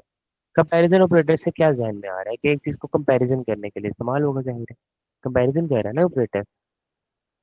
अब फॉर एग्जांपल हम जब वेरिएबल डिक्लेयर कर रहे थे, ये देखिए वेरिएबल डिक्लेयर कर रहे हैं, तो हम क्या कर रहे हैं, x इज इक्वल टू 10। ये जो ऑपरेटर है ना, ये असाइनमेंट ऑपरेटर है। ये एक चीज असाइन कर रहा है दूसरी चीज को। ठीक है, मैं इधर x is equal to y करता तो y की वैल्यू असाइन हो जाती है x के अंदर। असाइनमेंट ऑपरेटर है single, single is equal to. ठीक है, यहाँ पे इस केस में क्या हो रहा है, 10 किस को असाइन हो रहा है, x को असाइन हो रहा है। ठीक है, ये सिंगल जो है वो असाइनमेंट ऑपरेटर है, लेकिन हमें कंपैरिजन भी तो करना हो ना। अब अगर हम देखें कि गिव मी अ सेकंड में अगर चार्जिंग लगा लो। ठीक है, अगर आप देखें ना इसको, इस तरह देखें कि हमें तो अगर आप मैथ्स में देखें तो इज इक्वल होता है ना कि ये इस चीज के इक्वल है। तो हमें इस प्रोग्रामिंग में भी कॉन्सेप्ट आएगा कि ये क्या इसके इक्वल है कि नहीं है। तो फॉर दैट पर्पज हम डबल इक्वल का यूज करते हैं। डबल इक्वल का यूज बताते हैं कि ये 5 और 5 इक्वल है कि नहीं है। अगर तो इक्वल हुए तो वो ट्रू दे देगा, वरना फॉल्स दे देगा। कंपैरिजन ऑपरेटर सिर्फ ट्रू और फॉल्स देते हैं। कंपैरिजन कर रहे हैं ना कि ये बड़ा है या नहीं है। बड़ा है तो हाँ, छोटा है तो हाँ। ठीक है, not is equal to. Not, हमारा जो प्रोग्रामिंग में कॉन्सेप्ट यूज होगा ना नॉट का, वो ये होता है, इसका मतलब होता है नॉट। ठीक है, नॉट इज इक्वल टू का मतलब क्या होगा, 5 is not is equal to 3। नहीं है दोनों इक्वल, ट्रू आ जाएगा हमारे पास। ठीक है, गुड इनफ। ठीक है, लेस देन, लेस देन भी हमने कॉन्सेप्ट पढ़ा हुआ है, ग्रेटर देन का भी कॉन्सेप्ट पढ़ा हुआ है। ठीक है, इसको एक्सप्लेन करने की जरूरत नहीं है, बचपन से पढ़ रहे हैं। लेस देन और greater than equal to, greater than और लेस देन और इक्वल, ग्रेटर देन और इक्वल, ये सब पढ़ा हुआ है हमने। कंपैरिजन करने होंगे अपने प्रोग्राम के अंदर ना। कि आपको लॉजिक बिल्डिंग जब तक नहीं होगी ना, जब तक समझ नहीं आएगा। आज के असाइनमेंट्स होंगे, मैं आपको ना कुछ प्रोग्राम्स दूंगा बेसिक लेवल के, आपने उसको सॉल्व करना है, लॉजिक बनाने की कोशिश करनी है। और चैट जीपीटी अपने ऊपर आज के लिए हराम कर लीजिएगा। चैट जीपीटी यूज नहीं करना, खुद करना है आपने, ताकि आपकी लॉजिक बिल्डिंग क्लियर हो। ठीक है, इसको हम आगे यूज करेंगे करने के लिए। ठीक है, लेट से मैं कहता हूँ कि एक बंदा है, उससे पूछो आपकी एज क्या है। ठीक है, वो कहता है 18, इनपुट की मैंने एज 18। फिर कंपेयर लगाओ कि अगर एज बड़ी है 18 से, तो उसको कह दो कि हाँ आप एलिजिबल हो लाइसेंस के लिए। और अगर छोटी है तो आप कह दो कि जब आप 18 साल के हो तब आना। तो ये यूज केसेस हैं, कुछ भी बन सकता है। तो हम कंडीशन लगाते हैं कि पहले हम पूछेंगे उससे कि ग्रेटर देन और इक्वल है 18 से, तुम्हारी एज ग्रेटर देन और एज लगाएंगे, एज ग्रेटर देन और इक्वल 18 है कि नहीं है। एज ग्रेटर देन इक्वल 18 है, ये क्या रिटर्न करेगा। अगर तो ट्रू रिटर्न करता है तो ये कर दो, अगर फॉल्स रिटर्न स्क्रीन करता है तो ये। स्टिक है मेरा, स्क्रीन आप स्टक है दोबारा। स्क्रीन स्टक हो रही है। अगर आप टाइपिंग वगैरह कर रहे हो इस टाइम पे। अच्छा, मैं एक सेकंड ना, मुझे एक सेकंड दे, मैं ना अपनी चार्जिंग लगा लूँ जरा, ताकि ना।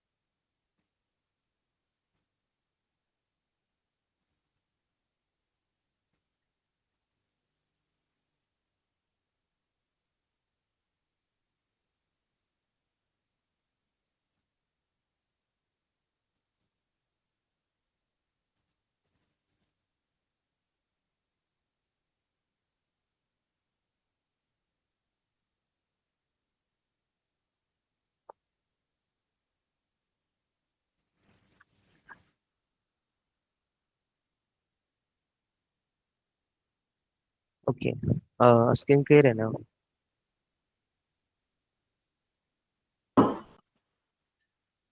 या गुड, डील है।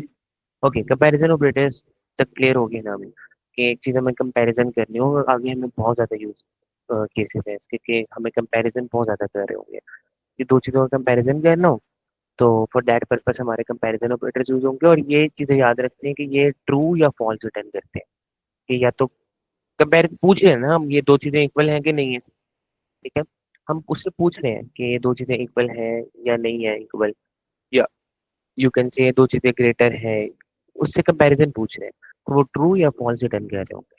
ठीक हो गया?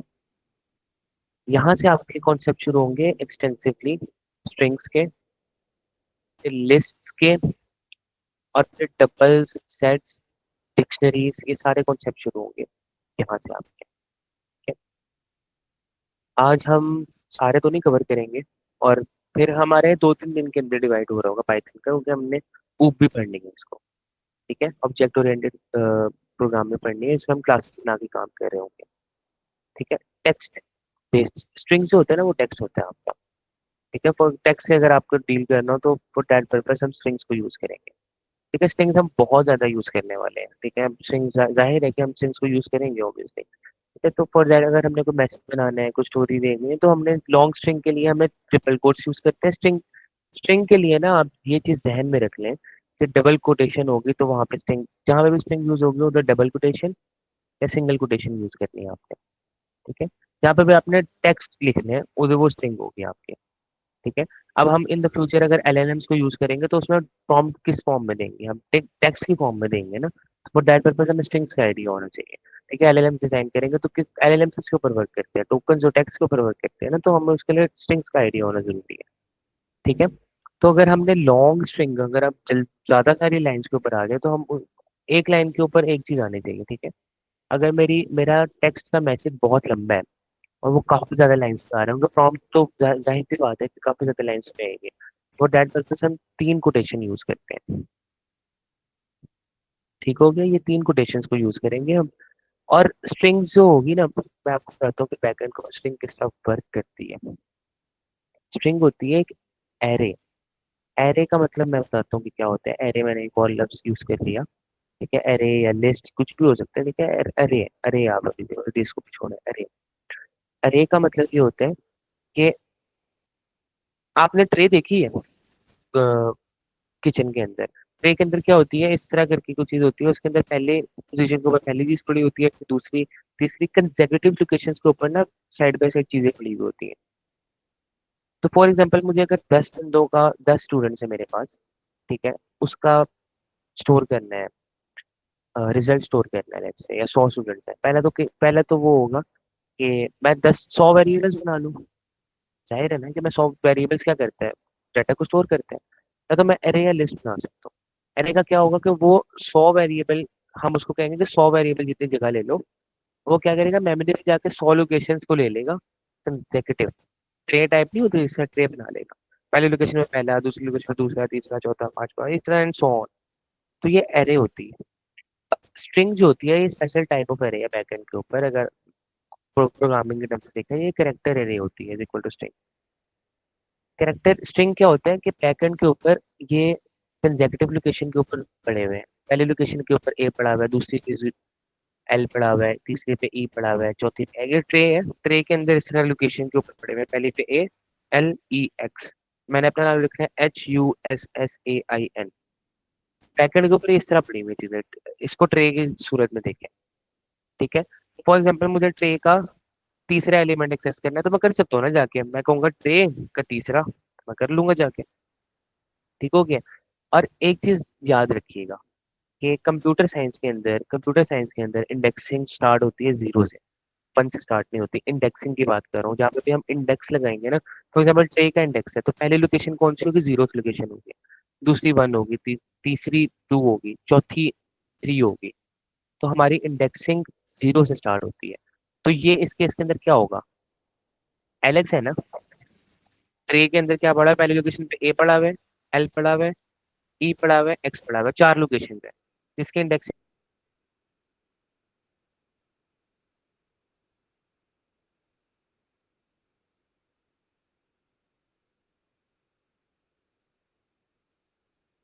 किस तरह हुई हुई है, इस तरह ए, ठीक है, ये एरर ही आएगा पहले। 1 पे क्या पड़ा हुआ है, एल, ठीक है। 2 पे क्या पड़ा हुआ है, ई। ये स्क्रीन पे तो कंपैरिजन ऑपरेटर्स वाली स्लाइड आ रही है। अब तक स्टक है स्क्रीन, अभी भी स्टक है, क्लियर हो गई है। अभी नहीं क्लियर हुई। अब हम्म, हम्म,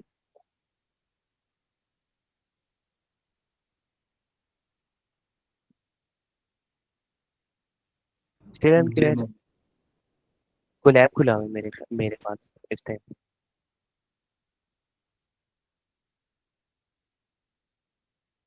स्टक है या बैक आ गई है, back. Good good good, sorry ये बताइए। आपको लैब आया। हाँ, अभी देखिए ना, मेरे पास ट्रे है, ट्रे की जीरोथ लोकेशन के ऊपर ए एल ई एक्स। अब मैं कहता हूँ, और इस ट्रे का नाम क्या है, लेट्स से मैं कहता हूँ इस ट्रे का नाम नेम है, ठीक है। देखिए, इस ट्रे का नाम अगर नेम है तो इस ट्रे के ऊपर लोकेशन के ऊपर चीजें पड़ी हुई हैं। अब मैं कहता हूँ कि ये जो ट्रे है, ये जो स्ट्रिंग है जो भी है, ठीक है, मुझे इसका तीसरा कैरेक्टर चाहिए, तो उसको मैं एक्सेस कर सकता हूँ इस तरह। तो वह तीसरा कैरेक्टर ला के दे दो मुझे, तो वो क्या करेगा, जाएगा एरे के ऊपर 0 1 2 3 एक्स ला के दे देगा। तो हमने बैकएंड के ऊपर किस तरह देखना है, स्ट्रिंग्स को देखना है in the form of tray पड़ी हुई है, ट्रे के अंदर ज्यादा सारी चीजें पड़ी हुई है, ठीक है, और कंसेक्यूटिव पड़ी हुई है। तो आपने इस तरह इसको देखना है, ठीक हो गया। और बैकएंड के ऊपर चीजें इस तरह वर्क कर रही होती हैं, ठीक है। तो इसके आपने देखेंगे कि इसको अगर हमने एक्सेस करना हो तो हम एक्सेस कर सकते हैं इस फॉर्म के अंदर। अगर आपने एक्सेस करना हो तो जीरो लोकेशन पे जो चीज़ एक्सेस करनी हो तो कर सकते हैं, 1 लोकेशन के ऊपर करनी हो तो कर सकते हैं। अ, इस तरह करके ना हम कर सकते हैं, ठीक हो गया।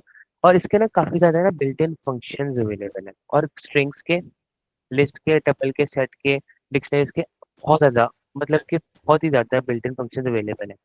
क्यों अवेलेबल है, क्योंकि अगर कोई स्ट्रिंग के रिलेटेड आपने काम करना है ना, तो पाइथन ने, हमारी लैंग्वेज ने पहले से दे दिए काम। जैसा अगर आपने स्ट्रिंग को अपर केस करना है तो अपर वाला फंक्शन है, लोअर केस करना है तो लोअर वाला फंक्शन है, रिप्लेस करना है किसी चीज के, बहुत बड़ा मेरा मैसेज है, मैं पूरी फाइल रीड कर रहा हूँ, लेट्स से पूरा 100 पेजेस का पीडीएफ रीड कर रहा हूँ, ठीक है, पीडीएफ मैंने रीड कर लिया और मैं चाहता हूँ कि ठीक है, मुझे ये चीज रिप्लेस करनी है, कूल कूल के साथ इमेजिन को रिप्लेस करना है, तो ये पहले से अवेलेबल है, ठीक है।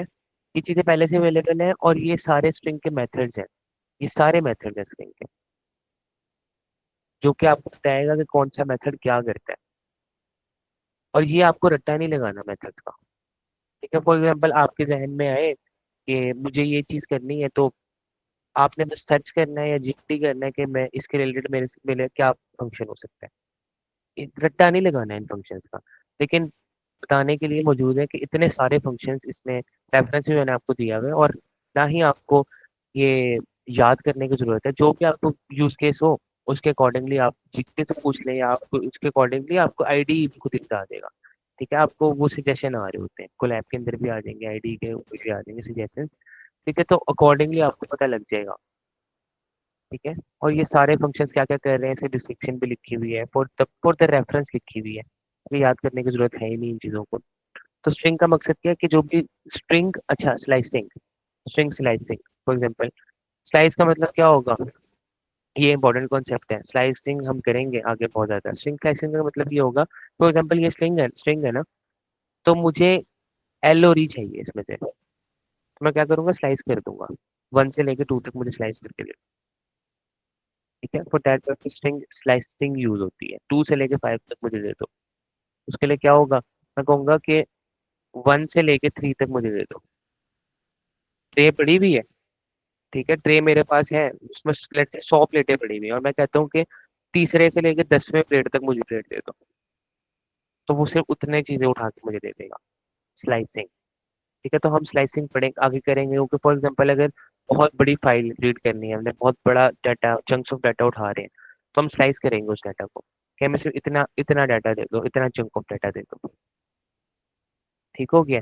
बाकी स्ट्रिंग के जो फंक्शंस है ना वो आप खुद एक्सप्लोर किएगा इसको और देखिएगा, कुछ समझ ना आए तो पूछ लेगा, लेकिन हमें याद करने की जरूरत नहीं है स्ट्रिंग के फंक्शंस। बहुत सारे फंक्शंस हैं। ठीक है। इंपॉर्टेंट इंपॉर्टेंट जो है वो कैपिटलाइज है। ठीक है। उसके अलावा आपका लोअर है, अपर है, प्लेस है। तो ये सारे फंक्शंस हैं। तो स्ट्रिंग का बेसिक मकसद है कि टेक्स्ट के साथ प्ले अराउंड करना, आपका जो टेक्सचुअल डाटा होगा ना उसके साथ प्ले अराउंड करना। और ये सारे कंपैरिजन ऑपरेशंस, सारे अरिथमेटिक ऑपरेटर्स ये स्ट्रिंग के साथ लग सकते हैं, प्लस माइनस वाले, मल्टीप्लाई वाले। ठीक है। डिवाइड डिवाइड वाला नहीं है, कैसे मुझे अंदाजा नहीं है डिवाइड वाला। ठीक है ना, मैंने यूज किया है ऐसे इसको। कंपैरिजन ऑपरेटर सारे लिखते हैं। ठीक है। कंपैरिजन किस बेस के ऊपर हो रहा होगा? आस्की की बेस के ऊपर हो रहा होगा। ठीक है। अभी आप हमें आस्की पढ़े, ये आस्की कैरेक्टर्स की बेस के ऊपर कंपैरिजन हो रहा होगा। ठीक है। कौन सा कैरेक्टर बड़ा है, कौन सा कैरेक्टर छोटा है, कंपैरिजन भी कर सकते हैं। ये सारे ऑपरेटर्स हम स्ट्रिंग्स के ऊपर भी लगा सकते हैं। ठीक है। मैं पूछ सकता हूँ कि Alex is equal to Alex है कि नहीं है, और मैं कहाँ पे यूज करूंगा ये? फॉर एग्जांपल यूजर ने मैसेज भेजा है कि मैं यूजर से पूछ रहा हूँ यस या नो। ठीक है। उसने इनपुट किया है। सम भाई आज स्क्रीन का बड़ा इशू है मेरे ख्याल से, बार बार स्टक है अभी भी, काफी टाइम से ही मतलब स्टक है, अभी आई है ना ये स्ट्रिंग वाली स्ट्रिंग्स मैजिक, और तकरीबन फिर स्टक हो रही है। 5 दोबारा स्टक ही थी ये पता नहीं मेरी तरफ ज्यादा है या दूसरों की तरफ इशू है, नहीं ये मेरे पता नहीं। पास भी ये नहीं आ रही नहीं थी। नहीं, इश्यूज आ रही मेरे थी। को मिला शायद मेरी तरफ। कोलैबोरेटिव टैब आ रही थी। इसको क्लियर है। अभी बैक हुई है। हाँ अभी चलिए स्ट्रिंग टैग मैजिक पाइथन। ठीक है। ठीक है। हम इसका कंपैरिजन क्यों कर रहे होते हैं स्ट्रिंग्स का? कंपैरिजन करने का मकसद ये होता है, फॉर एग्जांपल यूजर है, यूजर से मैं पूछ रहा हूँ कि मुझे बताओ आप ये करना चाहते हो कि नहीं, यस या नो। तो यूजर टाइप करता है यस। ठीक है। तो मैं चेक करता हूँ कि यूजर ने यस किया है कि नो टाइप किया, तो मैं उसके कंपैरिजन लगाऊंगा कि इफ अगर अगर हम आगे पढ़ेंगे, अगर यूजर ने यस टाइप किया है, ठीक है, तो यस तो ये कर दो, नो टाइप किया तो ये कर दो। ठीक है। फॉर दैट पर्पज स्ट्रिंग्स के ऊपर भी हम कंपैरिजन लगा सकते हैं। ठीक है। स्ट्रिंग्स क्लियर है सबको? बाकी जो स्ट्रिंग्स के फंक्शंस हैं वो जहाँ पे भी नीडेड होंगे आप उसको एक्सप्लोर कर रहे होंगे।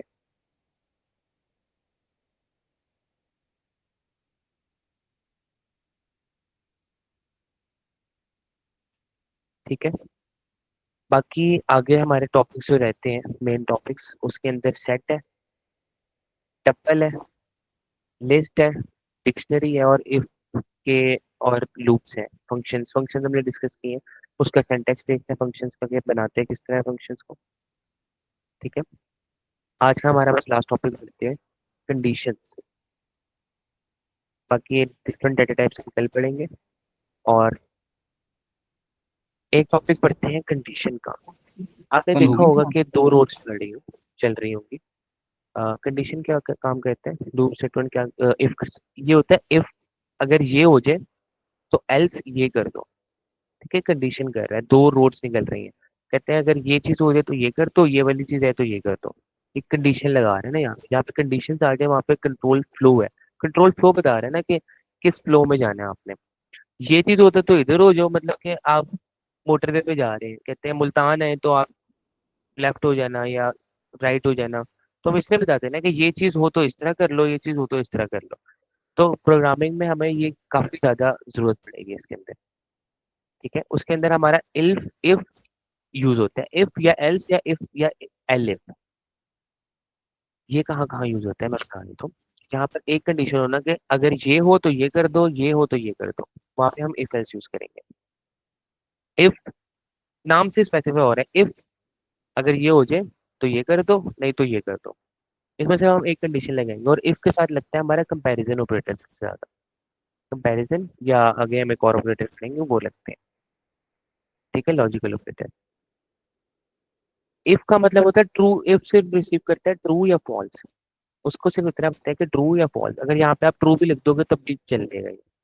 ठीक है। ये क्योंकि क्या रिटर्न करेगा, ट्रू या फॉल्स रिटर्न करेगा ना, हमने अभी देखा कि जो कंपैरिजन ऑपरेटर्स होते हैं वो क्या रिटर्न करते हैं, ट्रू या फॉल्स रिटर्न करते हैं। ठीक है। इफ को पता, इफ कहेगा कि अगर ट्रू है तो मेरे वाला काम कर दो, फॉल्स है तो एल्स वाला काम कर दो।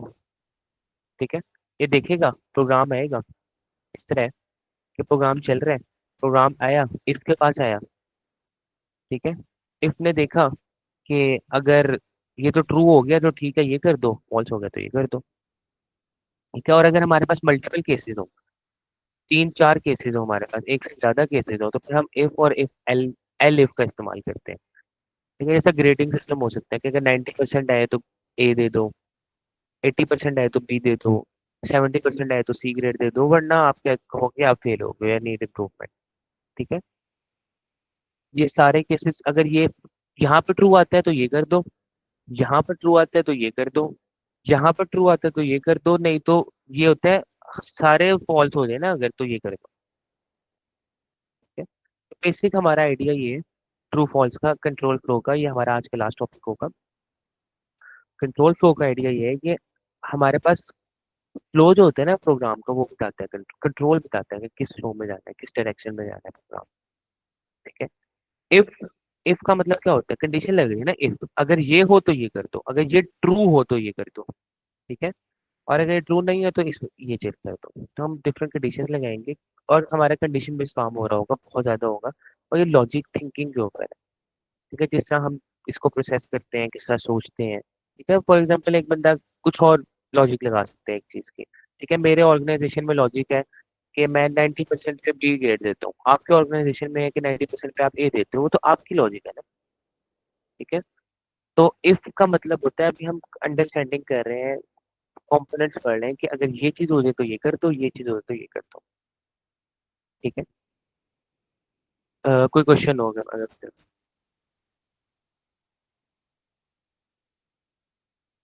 ऑल क्लियर,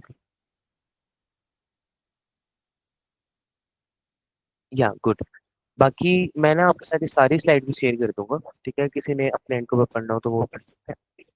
बाकी हमारा नेक्स्ट लेक्चर होगा, इसी को कंटिन्यू करेंगे हम, पाइथन को ही, ठीक है। तीसरा लेक्चर मोस्ट प्रोबेबली हो रहा होगा हमारा ऑब्जेक्ट ओरिएंटेड प्रोग्रामिंग के ऊपर, क्लासेस पढ़ेंगे हम, और पाइथन को हम इंशाल्लाह कवर कर रहे होंगे बेसिक्स तरीके। आज जितना पढ़ा है वो आपको क्लियर है, जितना पढ़ा है हमने,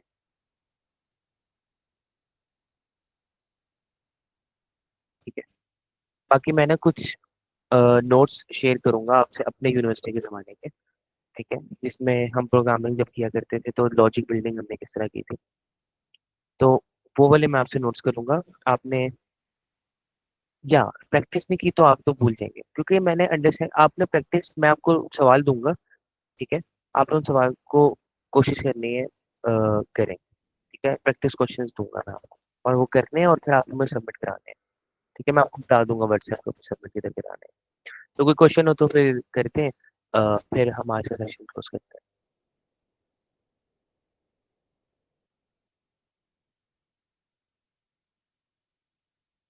क्लियर एवरीथिंग, या गुड, फिर हम आज का सेशन इंशाल्लाह क्लियर करते हैं।